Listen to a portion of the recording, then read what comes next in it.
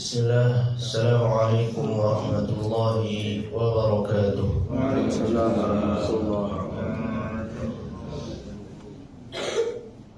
Alhamdulillahi rabbil alamin. Wa bihi nasta'in ala umuri dunya waddin. Wassalatu wassalamu ala rasulillahil amin, Nabiyyina Muhammadin wa ala alihi wa ashabihi ajma'in wa man tabi'ahum bi ihsanin ila yaumiddin, amma ba'd.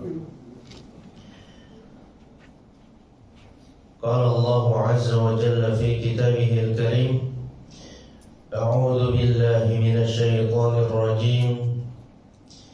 Ya ayyuhalladzina amanu taqullaha haqqa tuqatih wa la tamutunna illa wa antum muslimun.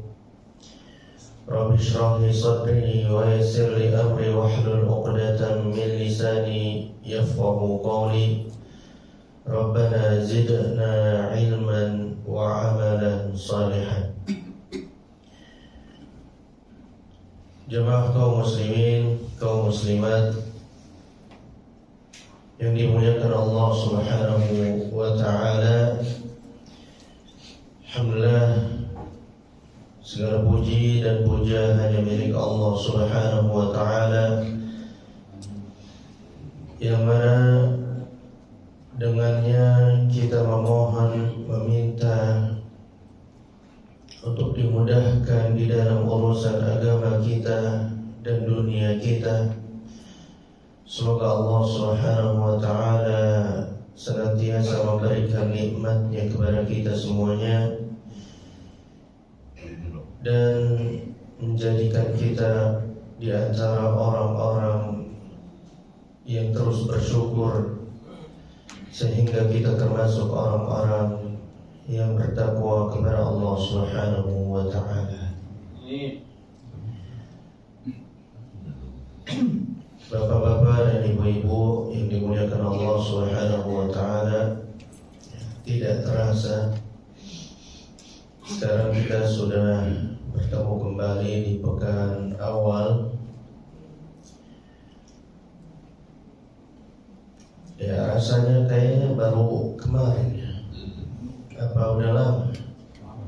Udah lama? Kayaknya baru kemarin makan itu kan. Makan apa kemarin? Soto.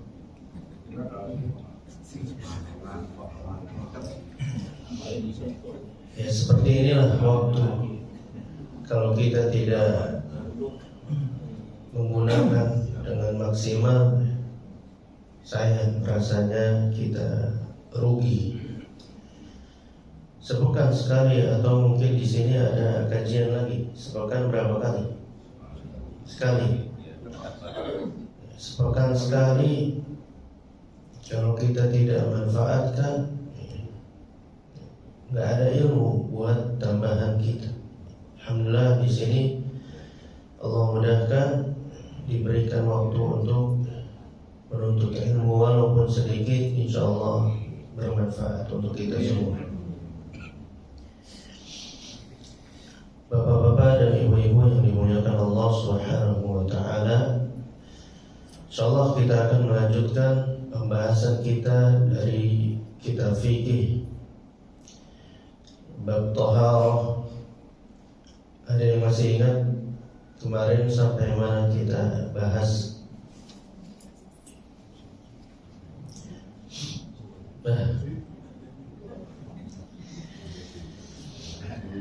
Ayo, memorinya.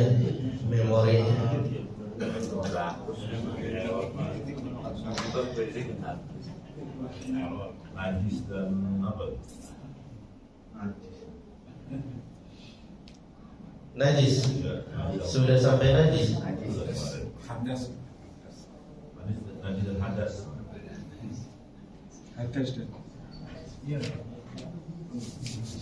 Berarti baru sampai pendahuluannya. Ta'rif, pengertian.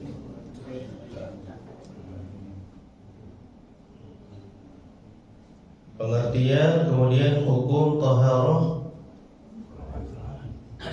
kemudian pentingnya taharah sudah? Belum?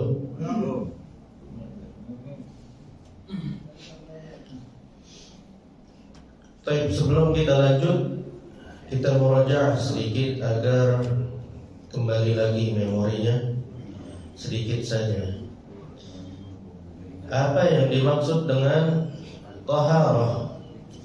Apa yang dimaksud dengan bersuci? Ada yang masih ingat apa itu bersuci?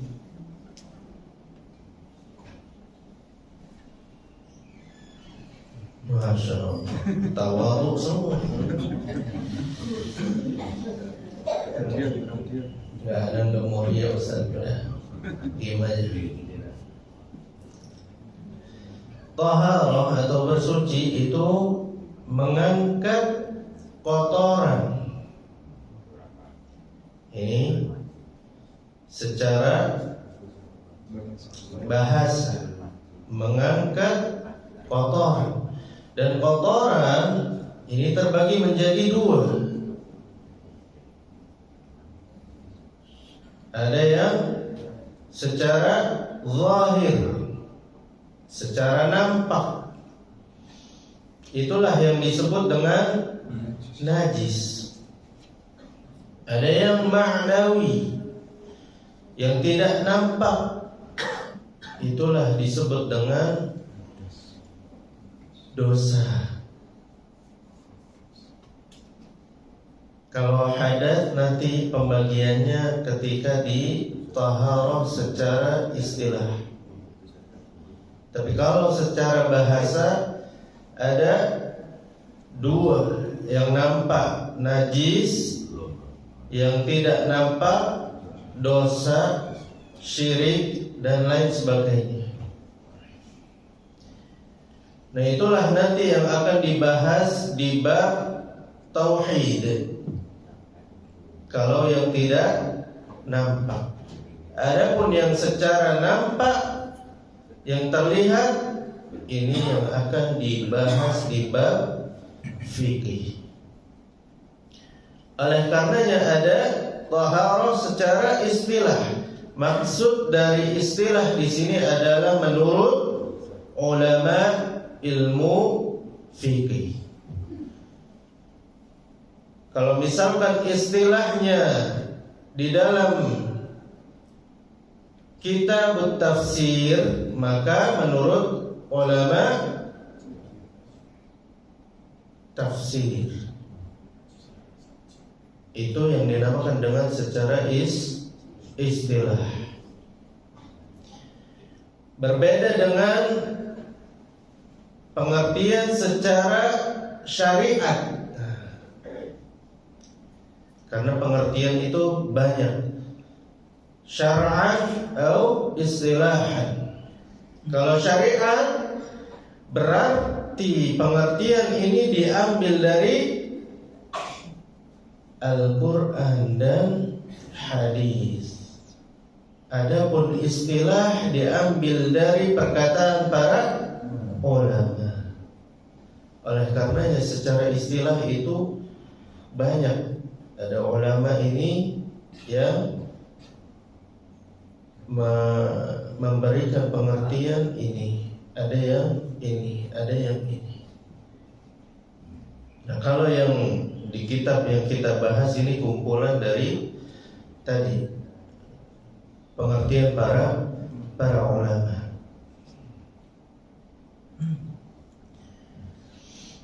Adapun secara istilah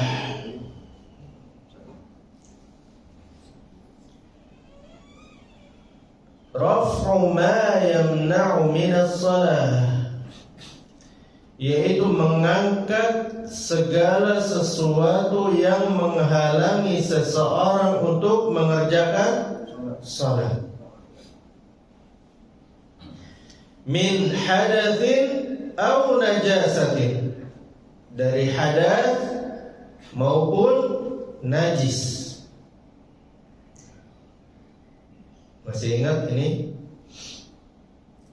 Mengangkat segala sesuatu yang menghalangi seseorang untuk melaksanakan salat.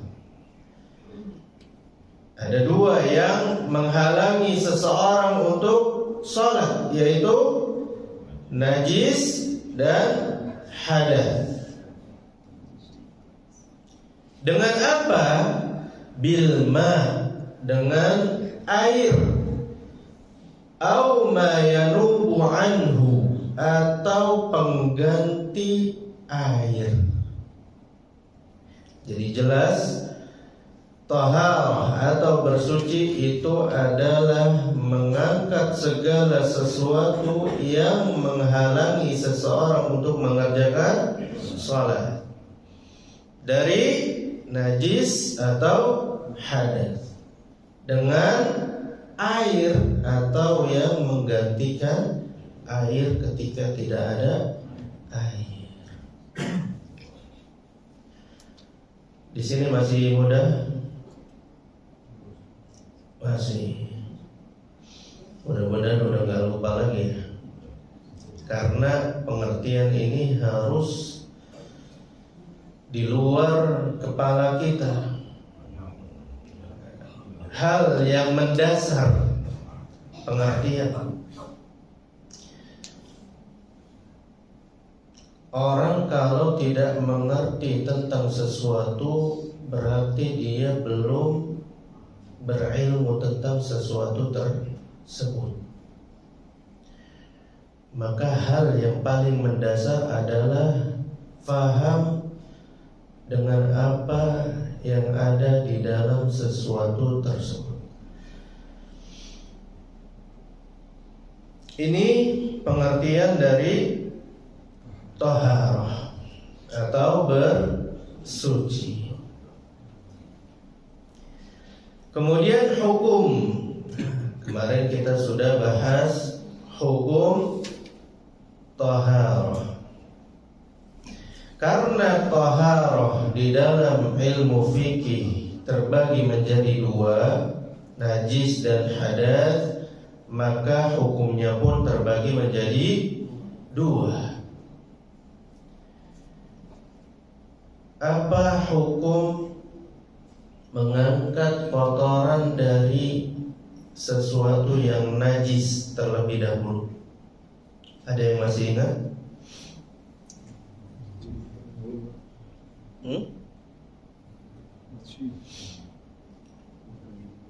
Wajib.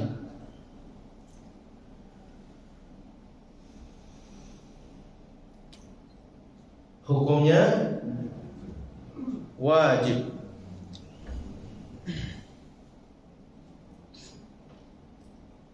Kapan? Kapan diwajibkan?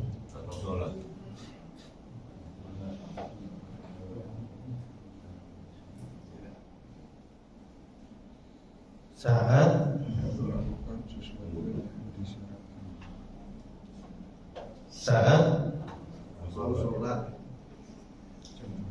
benar.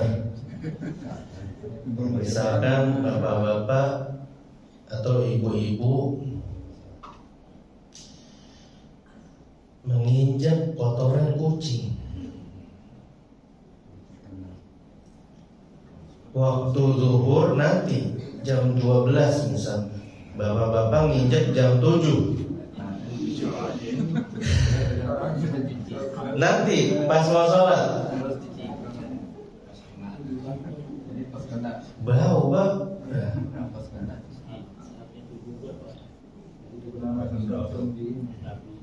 Ya ketika dia terkena najis, ketika itu dia mampu untuk menghilangkan najis tersebut. Makanya nanti kita akan bahas bagaimana cara menghilangkan najis. Bagaimana cara menghilangkan najis. Kalau kotoran misalkan di sandal kita itu cukup dengan digosok-gosok ke tanah cukup. Tidak mesti harus mencari air. itulah yang dilakukan oleh Nabi kita Muhammad sallallahu alaihi wasallam. Makanya kita perlu mengetahui caranya. Tapi nanti di pembahasan selanjutnya. Intinya, hukum menghilangkan kotoran dari yang sifatnya najis itu wajib ketika seseorang mampu menghilangkannya di saat itu juga. Dalilnya apa? Wa thiyabaka fatahhir. Kata Allah Subhanahu wa ta'ala di dalam surah Al-Mudaththir, dan bersihkanlah pakaianmu. Ini perintah yang menunjukkan wajib untuk membersihkan sesuatu dari yang najis. Adapun pembersihan dari hadas, nah ini baru hukumnya apa? Wajib ketika dia hendak sholat. Ketika dia hendak sholat. Adapun sebelum dia melakukan sholat, maka hukumnya tidak wajib. Tapi kalau sudah masuk waktu sholat, maka wajib bagi dia untuk mensucikan dirinya dari hadas. Kalau orang pup gimana Ustaz? Kenapa? Orang pup. Pup. Iya. Iya. Orang buang air besar Harus tempo hari itu saat itu juga. iya.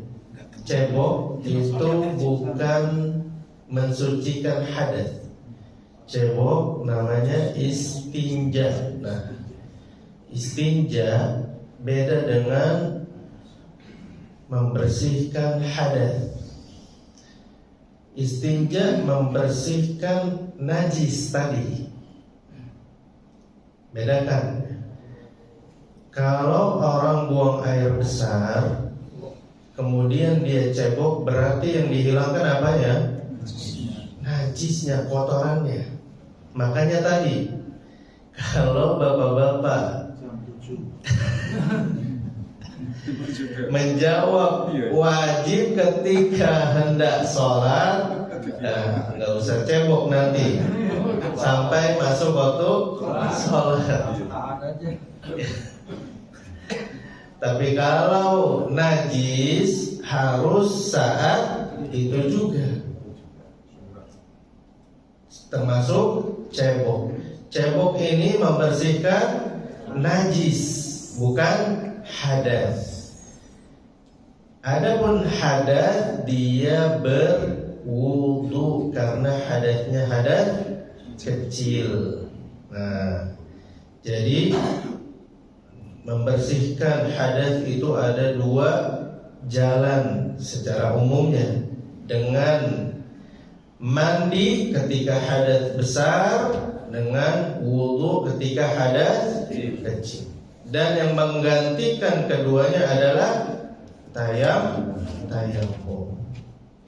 Nah, jadi yang dimaksud dengan cebok ini membersihkan najis, bukan hadas. Nah, ini kita harus membedakan najis dengan hadas. Nah, bisa dipahami? Ya. Hadas itu kan kalau nggak salah kemarin itu sesuatu yang menempel pada tubuh kita. Iya. Ya. Ya. Sifatnya kan. Iya, sifatnya tapi wasfun, sifatnya yang melekat. Jadi bukan kotoran yang melekat, bukan. Nah, statusnya dia tubuhnya ini berhadas, kotor. Ketika dia buang air besar, kentut, buang air kecil, ditambah lagi hadas-hadas besar, bukan kotoran yang melekat, bukan. tapi kotoran itu najis. Bukan maksudnya bukan yang melekat atau yang tidak melekat, itu kotoran yang di jalanan misalkan. Dalam tubuh. Yang di dalam tubuh yang tidak terlihat.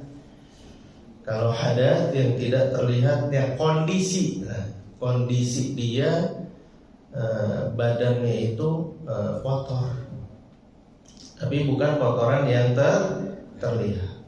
Kalau kotoran yang terlihat itu najis, tapi hadas yang tidak tampak, kondisi seseorang. Bisa dipahami? Mudah ya?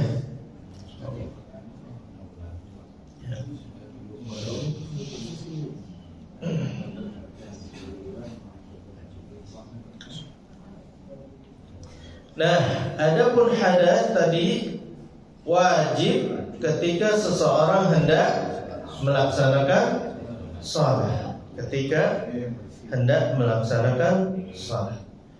Karena Nabi SAW bersabda, la tuqbalu salatun bi ghairi tahurin. Tidak akan diterima salat seseorang tanpa dia bersuci, tanpa dia berwudu, tanpa dia mandi kalau hadasnya hadas besar. Nah, ini hukum dari bersuci tentang dua kotoran, yaitu najis dan hadas. Najis dan hadas. Kemudian kita beranjak ke poin selanjutnya, yaitu tentang pentingnya seseorang senantiasa dalam keadaan suci. Pentingnya bersuci. Pentingnya bersuci. Yang pertama,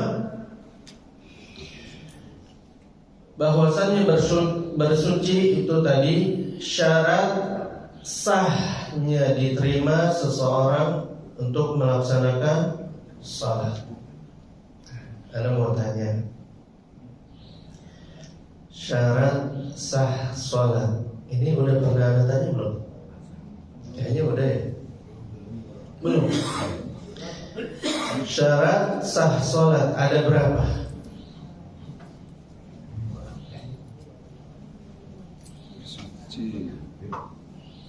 Anda minum dulu.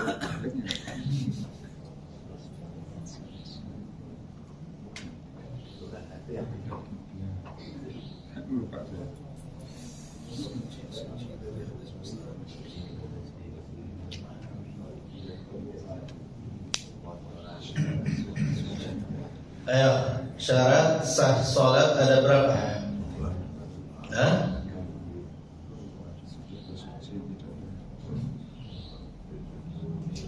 Yang pertama, suci dari hadas besar dan kecil.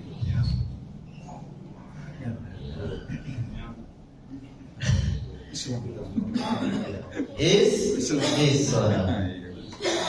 Yang pertama Islam.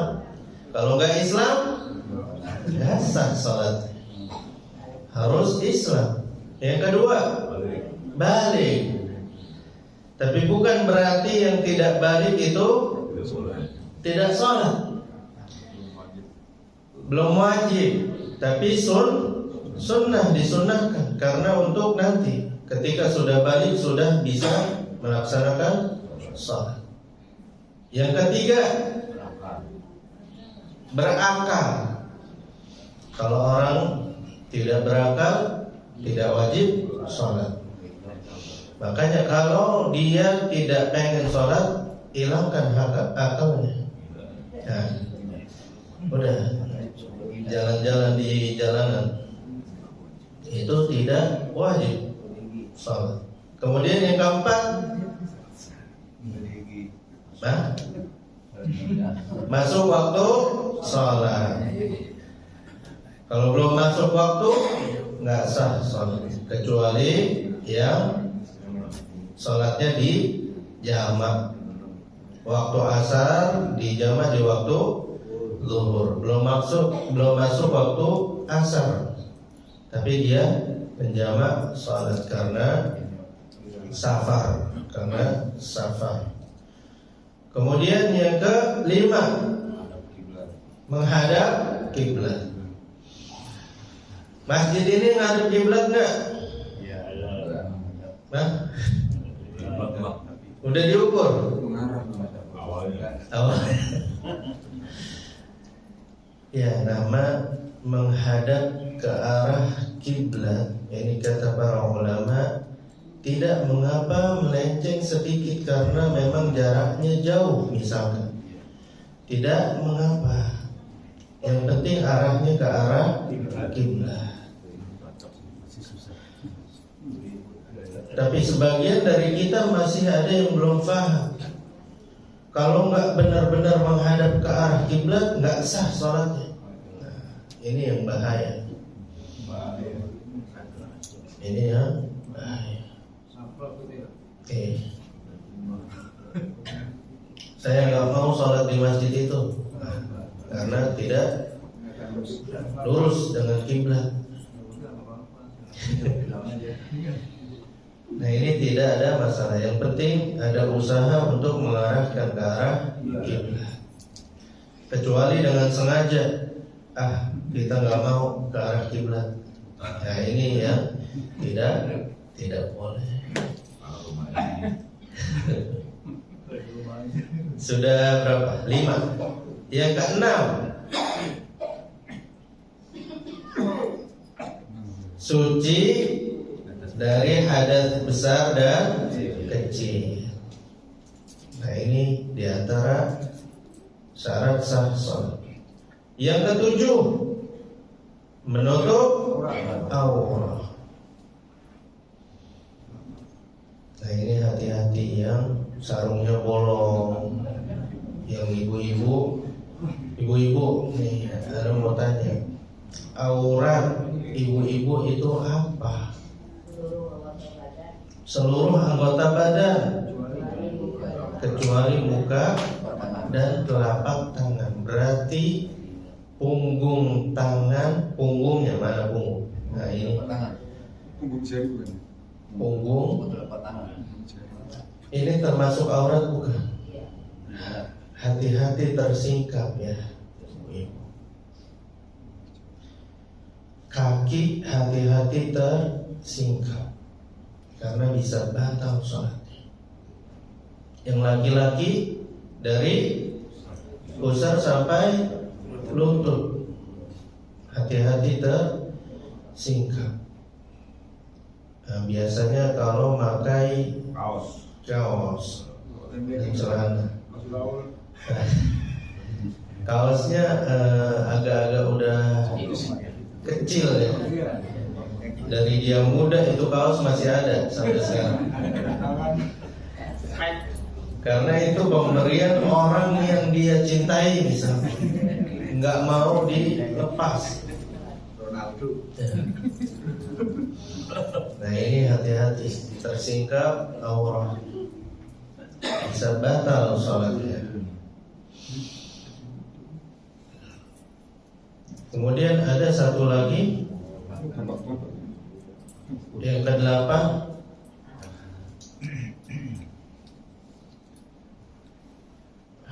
lupa. Tahu caranya gitu.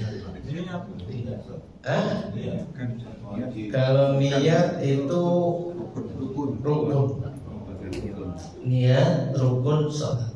Ada syarat sah, ada rukun, ada wajib, ada sunnah. Suci tempat. Tempat yang suci, benar. Tempat yang suci. Tempat yang suci. Nah, ini syarat sah sholat seseorang. Tahu ilmunya nggak masuk ya, Ustaz? Kenapa? Tahu caranya, Ustaz belum tahu. Masuk. Itu al-ilmu ya. Udah, pembahasan. Ilmu itu wajib. Itu wajib. syarat sah sholat. Nah, diantaranya adalah bersuci. Diantaranya bersuci. Jadi pentingnya bersuci ini itu merupakan syarat sah sholat. Jadi kunci sebelum seseorang melaksanakan sholat adalah bersuci. Kemudian yang kedua, mendapatkan cintanya Allah Subhanahu wa ta'ala dan rahmatnya. Nah, ini pentingnya bersuci. Karena Allah Subhanahu wa ta'ala mengatakan di dalam Al-Quran, Innallaha yuhibbut tawwabina wa yuhibbul mutatahhirin. Sesungguhnya Allah Subhanahu wa ta'ala cinta, suka sama orang yang bertaubat dan yang senantiasa menjaga kesucian dirinya. Dan Allah Subhanahu wa ta'ala juga berfirman, Fihi rijalun yuhibbuna ayyatatahharu. Ayat ini diturunkan kepada penduduk ahli Kuba. Kuba ini di mana? Jemaah. Kuba. Nah, Masjid Kuba. Lupaan.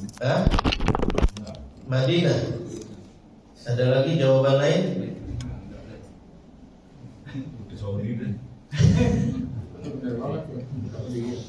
Madinah letaknya di mana Mekah? Madinah itu di atas apa di bawahnya Mekah? Di bawah Mekah. Ayo yang pernah umroh atau haji. Nggak tahu Ustaz, karena dibawa kemana gitu. Kan nggak ada atas, nggak ada bawah, datar semua. Jadi Madinah itu di sebelah utaranya Mekah. Nabi kalau misalkan hijrah dari Mekah ke Madinah itu ke arah atas, ke arah Palestina. Tapi Palestina masih utara lagi. Nah, ketika Nabi SAW hijrah dari kota Mekah ke Madinah, itu ada daerah sebelum kota Mekah, kota Madinah itu dinamakan dengan Kuba. Disitulah Nabi SAW mendirikan sebuah masjid yang keberapa?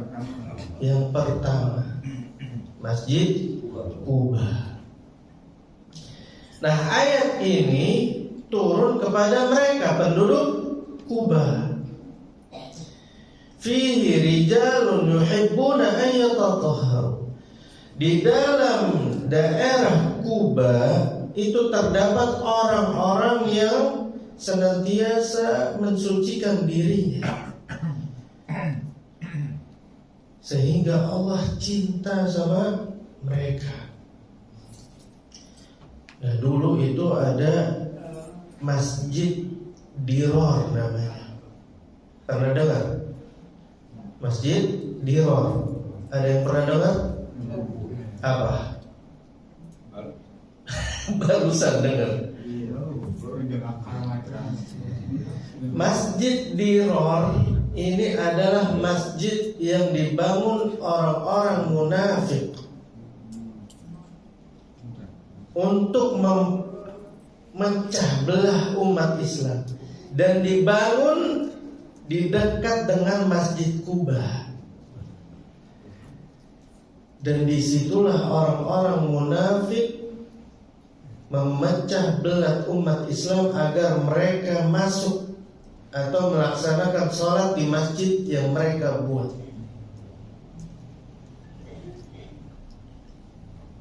Sampai Allah Subhanahu wa taala turunkan sebuah ayat untuk mereka. Allah melarang Nabi sallallahu alaihi wasallam salat di tempat tersebut. La takum fihi abada. Jangan engkau dirikan salat di dalamnya. La masjidun ussisa 'ala taqwa. Sungguh benar-benar Masjid Kuba itu dibangun atas dasar ketakwaan, berbeda dengan Masjid Dirar. Allah memberitahu masjid ini dibuat untuk memecah belah umat Islam. Bahkan mereka buat bangunan tersebut untuk merancang bagaimana mengalahkan kaum muslimin. Akhirnya dihancurkanlah masjid tersebut. Masjid Kuba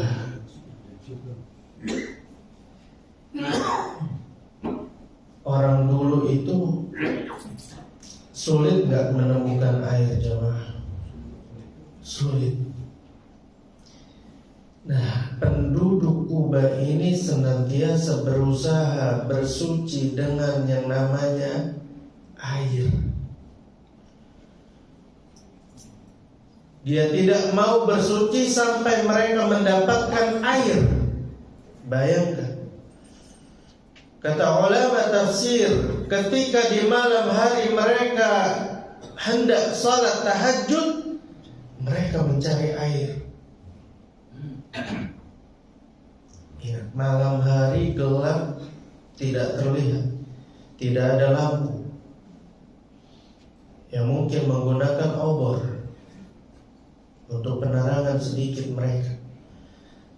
Tapi inilah yang Allah puji ketika mereka menjaga taharah, bersucinya. Dan bukan hanya itu, kata para ulama tafsir, ahlu Kuba ini senantiasa mensucikan dirinya dari dosa-dosa. Mereka senantiasa bertaubat kepada Allah Subhanahu wa taala. Nah, ini fungsi atau keutamaan bersuci, mendapatkan cintanya Allah Subhanahu wa taala. Makanya ketika kita itu berhadas, usahakan setelahnya bersuci. Ingat kisah Bilal bin Rabah, kenapa dia masuk surga padahal dirinya masih di dunia? Kenapa? Menjaga wudu, ya, dan setelah berwudu salat 2 rakaat, sunnah wudu namanya. Ketika ditanya kepada Bilal, Bilal, apa yang engkau lakukan? Tidak melakukan apa-apa kecuali saya berwudu dan melaksanakan salat 2 rakaat. Ini rutin Bilal lakukan. Subhanallah. Sudah mendapat kenikmatan surga padahal orang yang masih di dunia. Nah, kalau kita mau seperti itu, maka hendaknya kita senantiasa menjaga kesucian diri kita. Bahkan ketika kita sebelum tertidur, sunnahnya untuk bersuci, menjaga wudu kita. Ketika kita meninggal saat kita tidur, insya Allah kita dalam keadaan husnul khatimah. Nah, ini keutamaan yang kedua. Keutamaan yang ketiga, jamaah, bapak-bapak dan ibu-ibu, bahwasannya orang-orang yang tidak memperhatikan kesucian dirinya ini akan mendapatkan tanda bahwa dirinya disiksa. Orang yang tidak mau memperhatikan kesucian dirinya, tanda bahwa dirinya akan disiksa.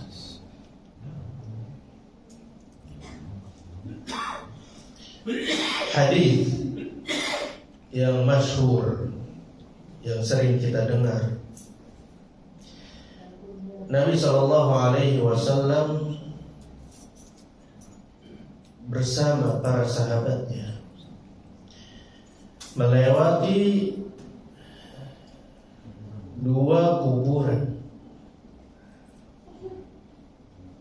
Ada apa dengan dua kuburan ini? Kata Nabi SAW, innahuma la yu'adzaban. Sesungguhnya keduanya sedang diazab. Wa ma yu'adzabani fi kabir. Dan tidaklah keduanya ini diazab dengan sesuatu yang besar perkaranya. Perkaranya remeh, tapi menjadi besar ketika dia tidak perhatikan ini. Yang pertama karena la yastatiru minal baul. Dia tidak memperhatikan dirinya ketika buang air kecil. Yang kedua, yamshi bin namimah, selalu mengadu domba. Di mana-mana diadu orang, bukan domba. Ini istilahnya. Orang diadu. Nah, yang pertama yang kita garis bawahi yaitu tidak memperhatikan dirinya ketika buang air kecil. Kata para ulama, yang pertama dia tidak menutup kemaluannya. Artinya dia berada di tengah masyarakat dan dia buang air kecil di situ sehingga terlihat kemaluannya. Ada enggak? Berangkot. Tapi enggak ada kan di sini yang enggak ada ya? Yang kalau ada bukan supir angkot yang di sini bukan. Ya supir-supir atau yang ya sebagian, bukan semua, sebagian, atau yang seperti itu, bukan hanya supir angkot yang seperti itu. Mereka tidak menutup auratnya. Yang kedua, tidak tadi istinja atau cebok, sehingga najisnya mengenai pakaiannya.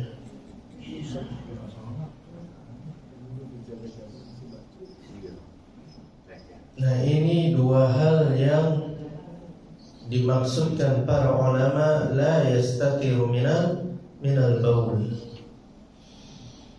Tidak menutup auratnya dan tidak cebok sehingga terkena najis. Kalaupun dia sholat, sholatnya tidak akan sah. Ini yang menunjukkan bahwa dia akan mendapatkan azab karena dia sholat tapi sholatnya tidak diterima, tidak sah. Hati-hati ketika kita buang air kecil, hati-hati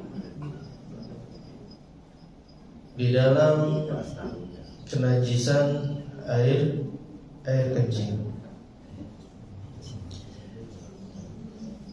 Nah, ini yang ketiga, bahwasannya seseorang yang tidak mau memperhatikan kesucian dirinya akan mendapatkan siksa dan azab.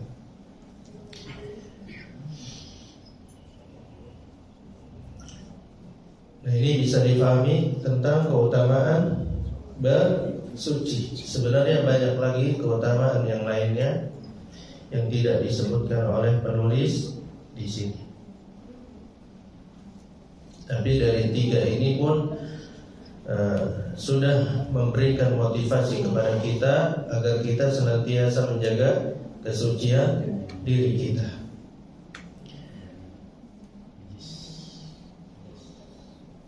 Masih ada waktu?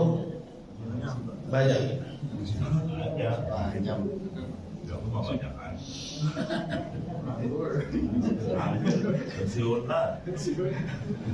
Pensiunan.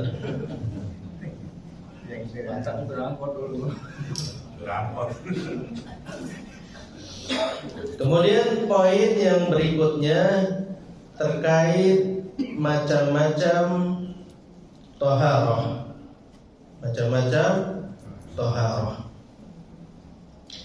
Toharoh terbagi menjadi 2. Tadi sudah disebutkan di dalam pengertian, yaitu toharoh dari najis dan toharoh dari hadas. Namun penamaannya di dalam kitab Sahih Fiqh Sunnah bahwasannya toharoh dibagi menjadi 2. Yang pertama toharoh hakikiyah namanya, toharoh hakikiyah. Nah ini yang dinamakan dengan pensucian dari najis. Toharoh yang hakiki, yang sesungguhnya, yang jelas terlihat. Yang kedua namanya taharah hukmiyah, yaitu taharah dari hadas. Karena hukmiyah ini yang tidak nampak, yang tidak nampak. Jadi kalau ditanya taharah terbagi menjadi berapa? Menjadi 2. Yang pertama hakikiyah, yang kedua hukmiyah.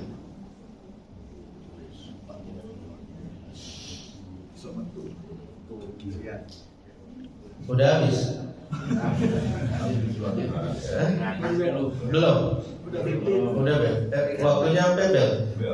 Wah, kayak tadinya belum habis, waktunya udah habis. kayak anak sekolah kita ya. Ada belnya. Baru mulai udah mau pulang. Gimana? Lanjut dikit? Hah? Sedikit ya?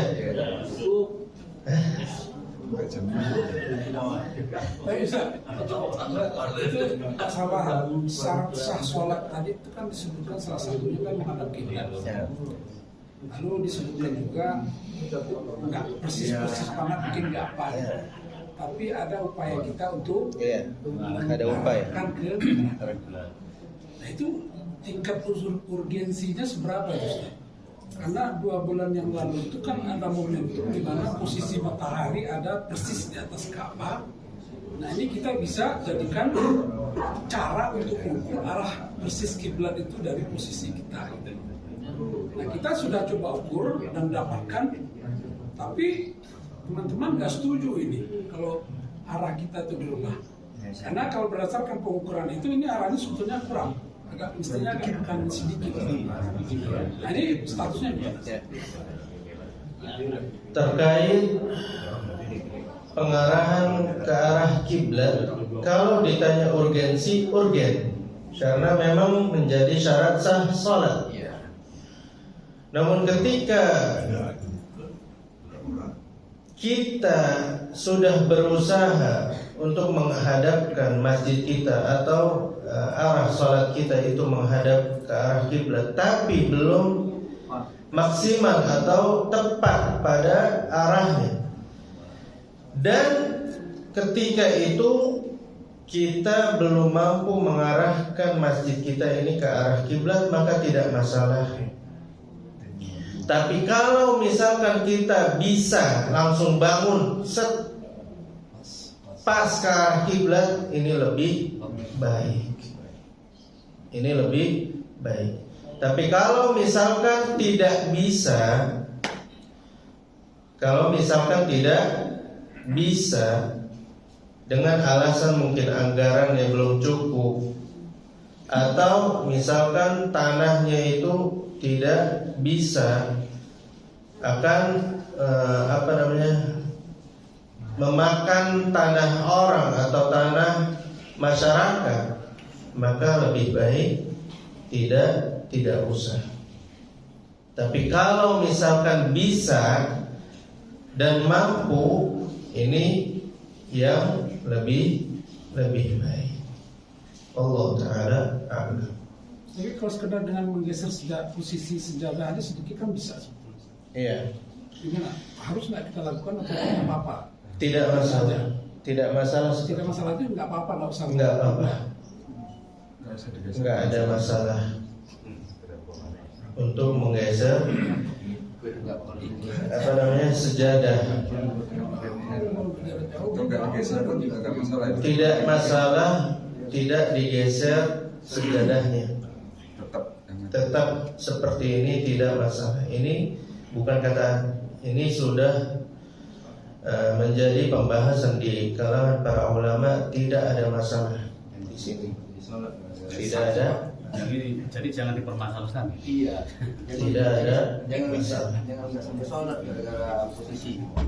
Kecuali menghadap ke utara. karena Yang buat kemarin itu. yang pertama kita melihat kaidah usul fiqh. Yang pertama, ad-dararu yuzal. Madarat itu dihilangkan. Madarat yang lebih kecil itu dikebelakangkan dibandingkan manfaat yang lebih besar. Kita lihat di sini madaratnya ketika kita geser.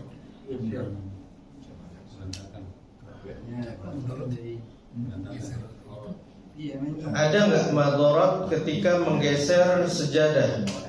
Sedikit, ada nggak? Kalau tidak ada, tidak masalah digeser.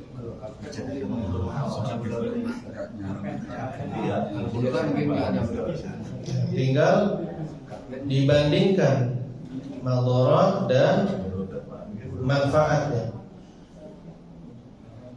Ketika digeser, softnya akan lebih sedikit atau tidak? Dimiringkan sejadah. Ketika digeser, seperti apa? Ya intinya bapak-bapak di sini bisa menimbang. Tapi ketika manfaatnya itu lebih besar dan memang sudah diusahakan dan belum bisa, nanti mungkin kalau mau lantai 2 barulah digeser sedikit. Wallahu ta'ala a'lam. Wallahu ta'ala a'lam. Fattaqullaha mastata'tum. Ya. Ini kasus saya alami saja. Masalah sujud tilawah. Satu sholat bisa ke belakang lah ada sedang sujud. Kita nggak tahu tuh imamnya sujud tilawah itu. Ada beberapa saf itu tidak melakukan sujud tilawah jadinya. Sudah saya bertanya, hukumnya apa sujud tilawah? Terus apakah imam harus memberitahu dulu sebelum saatnya sholat, waktu dia mau sholat? Itu saja. Yang pertama, pemberitahuan ketika imam ini ingin membaca suatu surat atau ayat yang di dalamnya ada sajadahnya, maka hendaknya imam tersebut memberitahukan. Karena mungkin yang di belakang tadi tidak tahu. Pemberitahuan ini penting. Ya, walaupun memang sifatnya tidak sampai ke arah yang wajib, tapi lebih baik seorang imam itu melihat kondisi makmum, sebagaimana Nabi SAW arahkan. Kalau menjadi imam, lihat kondisi makmum. Apakah ada yang tua? Apakah ada yang berkebutuhan? Ataukah seperti apa? Maka hendaknya ketika dia hendak sholat, seorang imam memperhatikan betul keadaan makmum, sehingga dia tidak memberatkan makmum yang ada di belakang. Kalau yang tua misalkan, dia baca ayatnya panjang, nah ini mudah di dalam hati orang itu.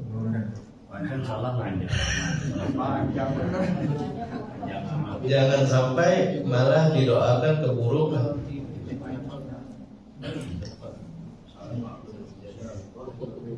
Tapi ketika dia sholat sunnah sendiri, pendek suratnya. Nah ini yang kebalik.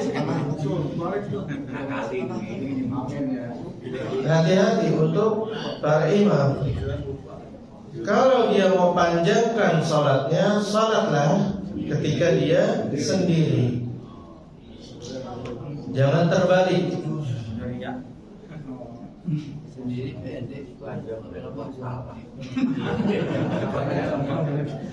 Jangan terbalik. Yang kedua tadi, ketika ingin ada sesuatu yang ia hendak lakukan ketika sholat, hendaknya dia beritahu makmum. Insyaallah akan ada ayat sajadah. Kalau yang masbuk, yang nggak dengar, nah ini salah sendiri, masbuk. Jangan disalahkan imamnya lagi. Imam itu berat pak, tanggungannya. Jangan disalahkan terus.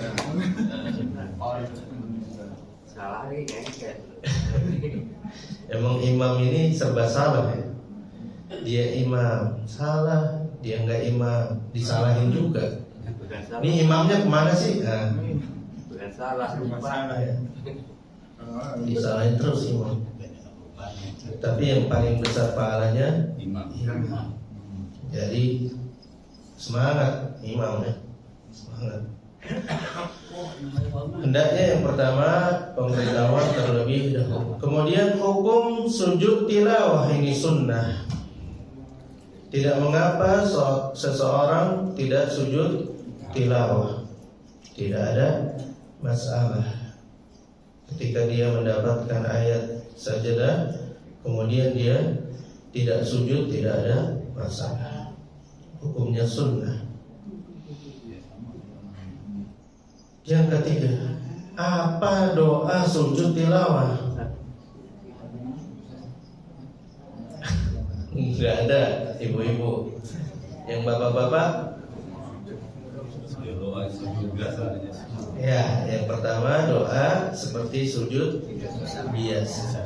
Subhana rabbiyal a'la, subhana rabbiyal. Banyaklah bertasbih. Yang kalau hafal sajada wajhiya lilladzi khalaqahu wa syaqqa sam'ahu wa basarahu bihaulihi wa quwwatihi. Kalau tidak hafal subhana rabbiyal a'la. Berbeda dengan sujud sahwi. Sujud sahwi tidak usah doa, tidak ada masalah. Nah ini mungkin yang dimaksud ibu tidak ada doanya. Tapi kalau mau bertasbih juga tidak ada masalah. Ketika lupa, wallahu ta'ala. Gerakannya ya sujud biasa. Silakan Pak, lanjutnya. Ya ini jadi sesi pertanyaan jawab. Tadi sujud sahwi saya kaitkan lagi. Kadang imam sama makmum suka nggak akur kan? Maaf ini biasa itu kita panjang lagi. Contoh misalnya itu, imam lupa di rakaat terakhir udah berdiri, makmum kan nggak mau berdiri, mau berdiri pun makmum nggak mau, duduk aja. Dia mau berdiri, mau duduk aja. Kamu itu deh, subhanallah, imam udah berdiri, selalu karena imam kalah duduk lagi imam itu. Kalah sama makmum, selalu kan harus imam. Itu perlu sujud sahwi apa enggak? Ada demikian tadi. Soalnya kan imam udah berdiri lanjut. Makmum masih duduk. Karena makmum merasa empat, subhanallah, imam, wah salah saya duduk lagi saja itu berarti kan imam kalah sama makmum ini. Padahal ngikutin imam kita kan. Itu perlu sujud sahwi enggak? Terus kita Ustaz, kita habis taklim kita kan terakhir suruh isyraq, sholat isyraq. Seandainya di rumah bisa enggak ibu-ibu misalnya sholat di rumah subuh sendiri ngaji atau apa setelah isyraq, sholat isyraq itu boleh enggak? Bedanya di rumah atau di masjid atau gimana? Yang pertama terkait sujud sahwi antara imam dan makmum. Yang pertama bapak-bapak dan ibu-ibu, kita harus mengetahui terutama imam ya. Walaupun makmum juga wajib ketika dia sholat sendiri misalkan. Mungkin ini asing di pendengaran bapak-bapak dan ibu. Ini mazhab Syafi'i. Ketika seorang imam atau seseorang yang sholat sendiri ya, di rakaat keempat misalkan, atau kedua atau ketiga sholat maghrib, kemudian dia lupa dan dia berdiri, maka kata para ulama haram hukumnya dia duduk.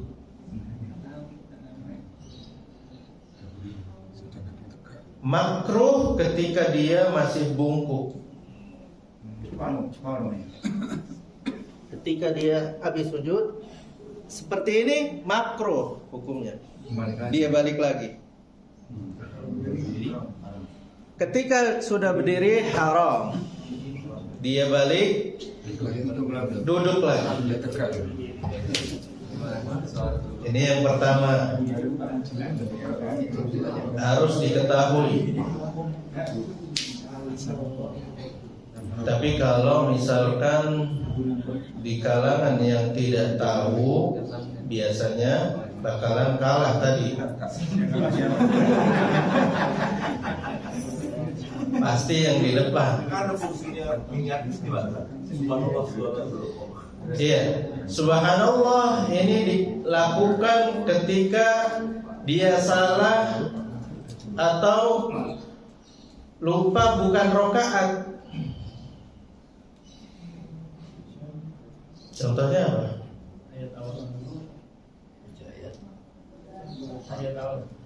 Tahiyat awal. Tasyahud. Nah, sebelum tasyahud dia apa? Seharusnya berdiri dia tasyahud misalkan. Sebelum apa tadi? Seharusnya dia berdiri tapi malah tasyahud. Nah, ini subhanallah. Tapi kalau dia berdiri ketika sudah melaksanakan rakaat yang selanjutnya, maka haram dia kembali.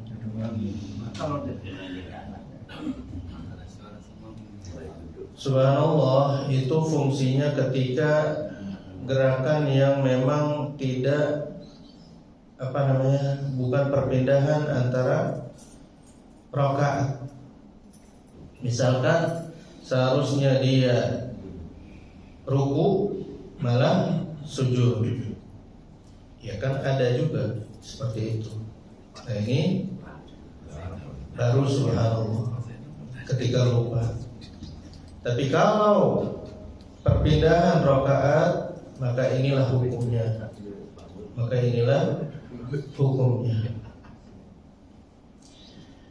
Jadi yang pertama, hukum ketika pindah itu sudah berdiri haram dia kembali duduk. Ini makmum masih ikut akhirnya. Makmum Nah, ada dua. Makmum ada dua. Ketika dia yakin, tidak masalah dia dulu. sendiri. Nggak usah subhanallah, subhanallah, teriak-teriak, nggak usah. Biarkan imam sholat sendiri. Biarkan sampai imam tahiyat salam baru ikut salam. Yang kedua, wajibkah atau sunnahkah dia sujud sahwi ketika dia kembali? Tidak wajib. Kalau tadi karena dia sudah kembali duduk, tapi tadi mendapat dosa kalau sudah tahu, karena haram. Kalau haram dilakukan, dosa, dapat dosa. Mau yang mana tuh? Tapi ketika dia melanjutkan, berarti kan ketambahan rakaat, maka dia sujud sahwi kapan? Setelah salam. Kalau ketambahan rakaat setelah salam, kalau kurang rakaat sebelum salam. Seperti itu. Salam, assalamualaikum, assalamualaikum, sujud dia. Itu imam, tapi makmum enggak itu. Makmum nggak usah. Salah masing-masing makmumnya. Makmum salah masing-masing. Salah, yakin imam salah kan. Karena imam ya salah. Tidak usah makmum sujud salah. Kecuali makmum mengikuti imam. Nah ini kondisi yang kedua. Makmum ikut imam berdiri, maka dia pun sujud sahwi.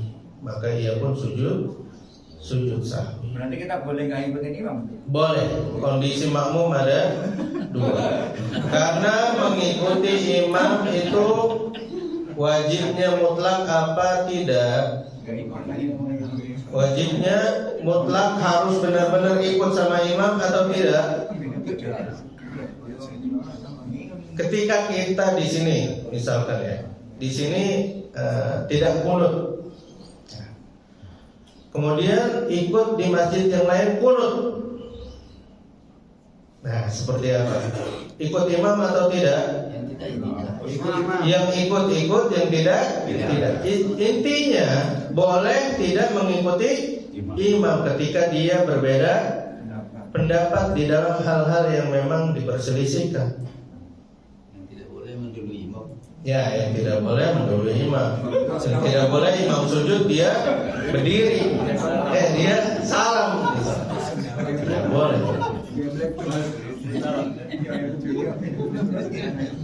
Tidak boleh. Kenapa? Imam mengingatkan subhanallah pada saat dia Berdiri. dia batalin sholat lagi. Nggak ngerti ya. Ada yang pernah terjadi. Dibatalin ulang gitu. Masuk.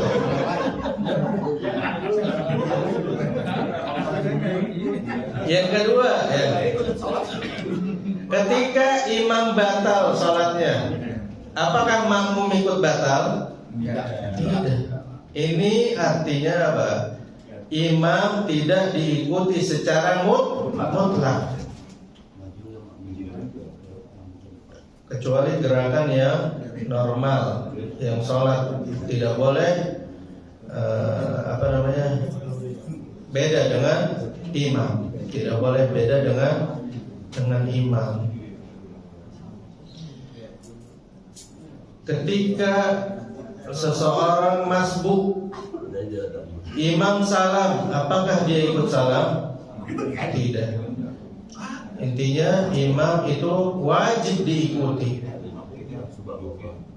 tapi dalam hal yang normal di dalam sholat. Tapi kalau ada hal-hal yang perlu diselisihi, maka boleh makmum menyelisihi seorang imam. Tadi misalkan imamnya lupa, maka makmum boleh berada dalam dua kondisi, mengikuti atau tetap berada di posisi dia sampai menunggu imamnya salam. Ingat, jangan langsung salam, batal sholat jamaahnya. Nunggu imam. Kalau langsung salam, harus nunggu imam. Jangan dia salam sendiri. Imam lama banget. Karena dia mikir, Pak. Karena dia mikir. Tidur gimana?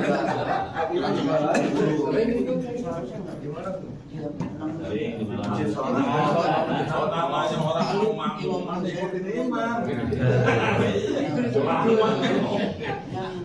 Salamnya lama. Nah, kalau sholat sendiri pun seperti itu. Kalau misalkan dia lupa ketika berdiri, jangan dia duduk. Jangan dia duduk untuk tahiyat. Lanjutkan, kemudian sujud sahwi. Itu fungsinya sujud sahwi. Adapun subhanallah tadi hal-hal yang memang tidak sampai kepada perpindahan rakaat berikutnya. Allah Ta'ala. Masih ada lagi Pak? Tadi yang isya kan? Yang sorok tadi. Oh, yang suruh. Nah, ini bagian udah. Oh, enak aja.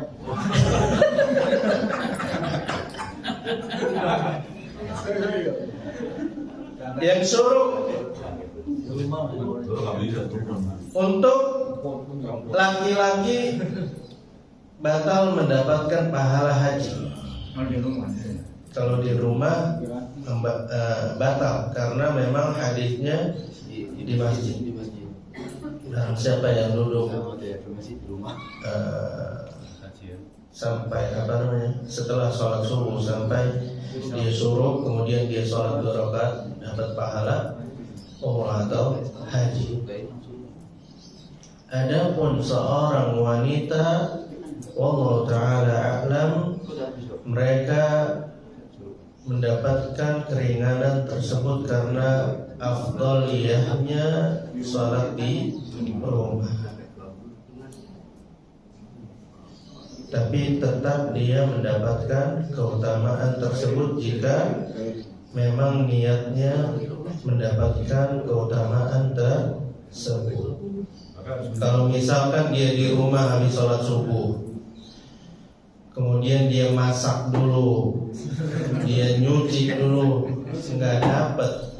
Tapi dia nunggu sampai suruh, dia baca Al-Quran, dia zikir, kemudian sholat suruh, insya dia mendapatkan pahala sama dengan pahala laki-laki di masjid. Dan kalau subuhnya harus berjamaah, orang laki misalnya di masjid, apa nggak berjamaah suruh juga itu. Jamaah, Harus jamaah subuh juga. jamaah sholat subuh. Sendiri mau. Kecuali biasanya dia mendapatkan jamaah, nggak taunya perutnya sakit, Iya. BAB, akhirnya mendapatkan sholat sudah selesai, tetap dia mendapatkan keutamaan tersebut.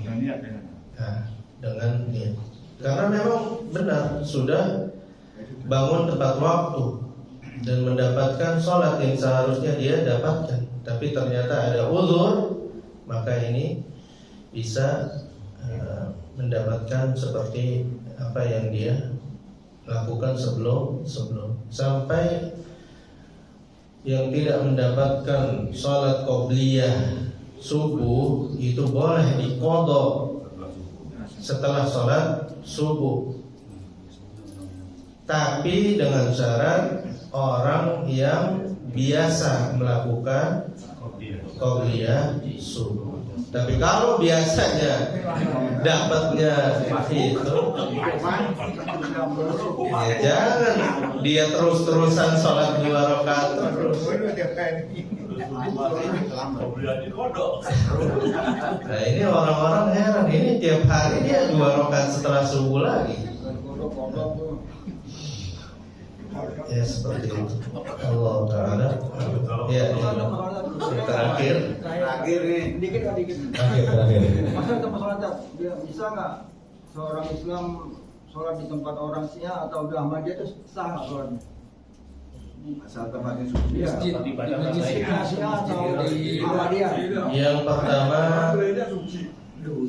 cara sholat mereka, ya, terkait cara sholat mereka. Kalau misalkan sama dengan cara sholat yang diajarkan Nabi SAW, maka sah sholatnya. Tapi kalau berbeda, maka tidak sah. Dan lebih baik kita tidak menjadi makmum orang-orang yang fasik, terutama di dalam akidahnya. Lebih baik tidak, kecuali kita tahu ketika kita hinggap di masjid dia, kita baru tahu, maka tidak ada masalah. Tapi dengan syarat salatnya sama seperti yang diajarkan Nabi SAW. Adapun Syiah ini, ya sepakat para ulama dia keluar dari Islam karena salatnya pun berbeda. Salatnya pun berbeda. Allah Taala. Cukup Ustaz. Buat tutup Ustaz. Singkat padat. Tapi mungkin ini yang dapat kami sampaikan, mudah-mudahan bermanfaat. Apabila ada kekurangan, kesalahan, maka itu datangnya dari kejahilan ada. Kalau ada kebenaran datangnya dari Allah Subhanahu wa taala. Dan kajian-kajian yang disampaikan mudah-mudahan bisa menjadikan kita seseorang yang lebih bertakwa lagi, bisa melakukan apa yang telah kita perdengarkan. Kita tutup dengan doa kafaratul majlis. Subhanallahumma wa bihamdika asyhadu an la ilaha illa anta astaghfiruka wa atubu ilaik. Assalamualaikum warahmatullahi wabarakatuh. Terima kasih kepada Ustaz.